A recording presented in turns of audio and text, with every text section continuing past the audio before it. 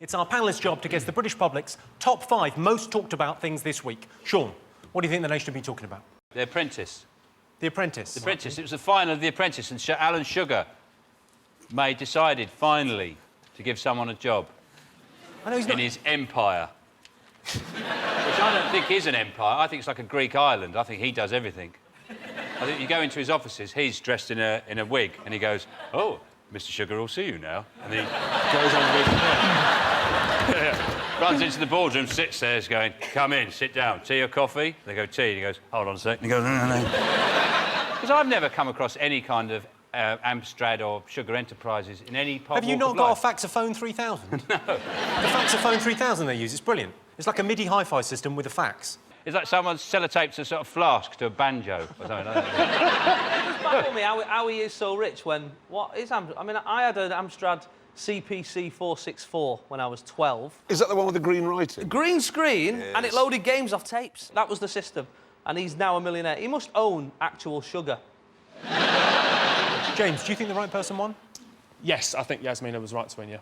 The prize on this, Yasmina's prize, she won a job at a digital signage firm. Now, Yeah, I don't know much about digital signage, but is it that? She is selling digital telly things with stuff on. Wow. You'd be good in that job because you know all the lingo. That's right, yeah. Why didn't he pick Kate? Did Kate lose because she's got a Birmingham accent? Because that's why I would have said no. I work with Richard Hammond. When he's had a drink, he becomes fully Birmingham, and it's just intolerable noise. Does Sir Alan make you call him Sir Alan? No one actually tells you that you do it. It's like, it might not be his real name, just... But why didn't you call him... His name's not Shirley, it's Sir Alan. And I just found it all too fascinating, The Apprentice, because as far as I can work out, all you actually do in there is spend 10% of your time doing something and then 90% working out who to blame when it goes wrong. That's it, you have to kind And Alan Sugar, you notice this, Alan Sugar, how cross he gets, because one team's made £8 and the other team's lost by 25 pence. But is it like that? And then what's that, Margaret? Let him speak! It's like talking to an 8-year-old, isn't it? Is it like that? Let him speak! Why does he get so cross about 25p? Yeah. Yeah, why? Because he's... Yeah, why did he get so cross? God almighty!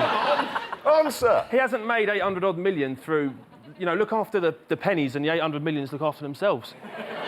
It's that kind of homespun wisdom that lost you the whole thing. Yeah. Do you know one thing I've picked up, actually, from watching it on the telly? I've just realised how bad my posture is. It's like I'm a prawn, like a jumbo prawn.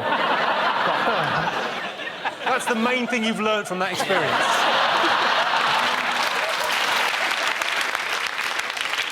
But you are massive. I mean, how big are you, James? How big are you? That's the question we're after. There's a lot of big boys on that team. I want to know who's the biggest. Let's get you and Clarkson back to back. Come on, let's get you back to back. Well, let's see it. We're not going to get that response.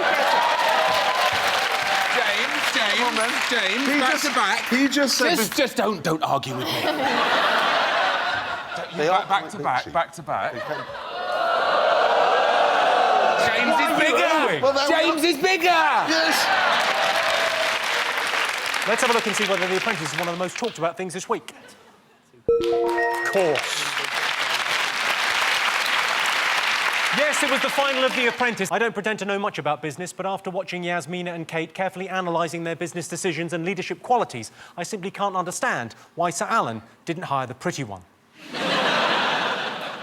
Sir Alan's been asked to sign on as the government's enterprise czar. James has been asked to sign on. OK, Jason, Holly and David, what else have the nation been talking about? Well, it's got to be the European elections, isn't it? yeah. Got to be the European elections, isn't it, Jimmy? Oh, it's just the BNP going over there taking all their jobs. It's, Yeah. it's pretty simple.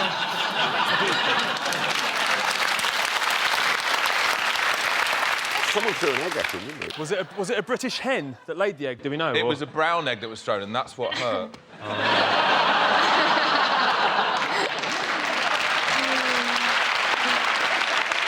I don't understand why the BNP even want to be, you know, in the European Parliament, because they're always going to be sat next to foreigners, aren't they, all the time? unless that might cure them. And they go over there and go, actually, it's quite nice, and the people are really friendly. Oh, what's that? Oh, croissant. I'm no longer a racist. It's no different to UKIP. All UKIP have got is we don't like Europe. Yeah. So people who vote for them vote for UKIP and say, oh, we don't like Europe. But it's kind of pointless, UKIP going there, because they don't like Europe. It's a bit like going to someone's birthday party who you hate, refusing to sing happy birthday, eating all the cake and then going, this is a shit party. Then did you see the size of the voting paper for it? Yeah, it's long. It was like a piece of bog roll. It just stretched it all the way across the floor. I just crossed all of them out and just put Hamas. They'll sort this borough out.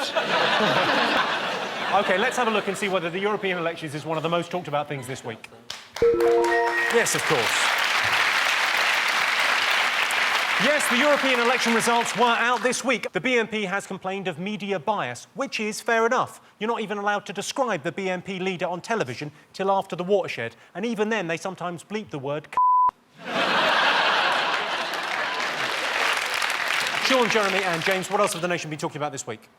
Is it Gordon Ramsay's been making friends in Australia?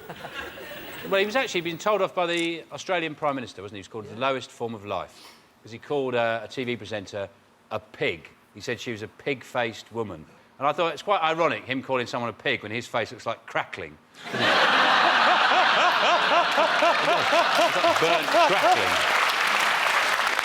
One of the things she said was that he called her a lesbian pig, and he's gone, I never called her a lesbian. And he's been... This is the picture that he put up. And in fairness to him, she does look a little bit like a pig in that. Yeah. He's probably got a recipe that said, while the jus is reducing, you can Photoshop a woman to look like a six-titted pig. If so, you did an interview, you've done lots of interviews, haven't you, Jeremy? Yeah. You've never thought the next day thinking, I know what I'm going to do, I'm going to mock them up looking like a six-titted pig. Well, even if you've thought about it, you haven't bothered to do it. I sort of feel a bit sorry for Gordon. When the Daily Mail demands an apology, you know, we demand an apology. So he then goes on the television, which he did, and said, I'm very sorry. And now we demand more. They called his apology snivelling. Yes, snivelling. So they apology. demanded an apology, he apologised, and then they went, snivelling apology. Yeah. Well, he can't win then, can he? What they want you to do is stand outside the Daily Mail offices with a cheese grater just rubbing your face off like that. I think you'll find Gordon Ramsay's already done that. Have you not seen the effect? Yeah. Well, that's what I mean. How can he go around delivering, you know, insults about how people look? He makes Ronnie Wood look like Hannah Montana, doesn't he? When he shuts his eyes, it's like someone's put a chef's hat on a walnut.